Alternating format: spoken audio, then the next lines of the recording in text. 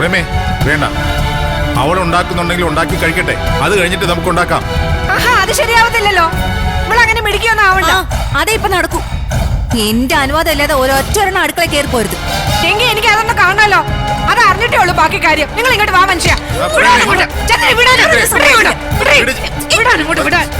എന്താ ഇവിടെ പ്രശ്നം? അടുക്കള കയറാൻ സമ്മതിക്കുന്നില്ലെന്നാ. അതെന്താ? ഓരോ പിടിവാശികളാ കുഞ്ഞലിയ. ഒന്ന് തീരുമ്പം വേറൊന്ന്.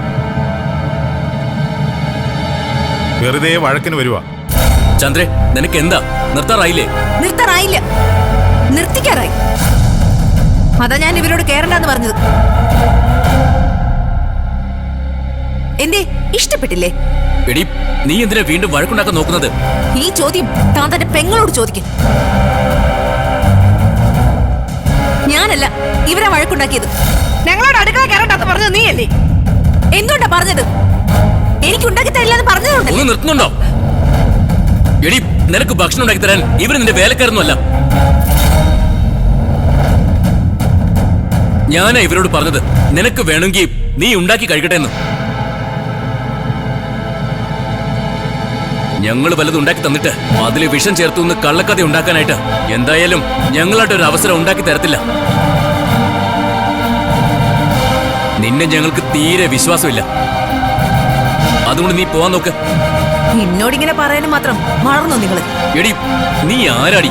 സ്വർഗലോകത്തിന് ഇറങ്ങി വന്ന മാലാഖയോ? മര്യാദയ്ക്ക് പ്രശ്നം ഉണ്ടാക്കാതെ പൊയ്ക്കോ, അല്ലെങ്കിൽ പിടിച്ചിറക്കും ഞാൻ. സിദ്ധു, ഈ കാണിക്കുന്നത് വൃത്തികേടാ. എടി, നിന്നെ കല്യാണം കഴിച്ചതിലും അപ്പുറം ഒരു വൃത്തികേടും ഇല്ലടി. ഇറങ്ങിപ്പോടി. എടി, ഇവിടുന്ന് ഇറങ്ങിപ്പോവാൻ.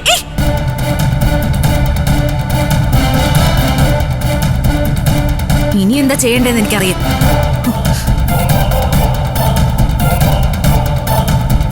പുതിയ കേസാവുമല്ലോ കുഞ്ഞളിയ. അളിയ ആവുകയാണെങ്കിൽ ആവട്ടെ. അവളെ പേടിച്ച് ജീവിക്കാൻ എന്തായാലും ഞാൻ തീരുമാനിച്ചിട്ടില്ല.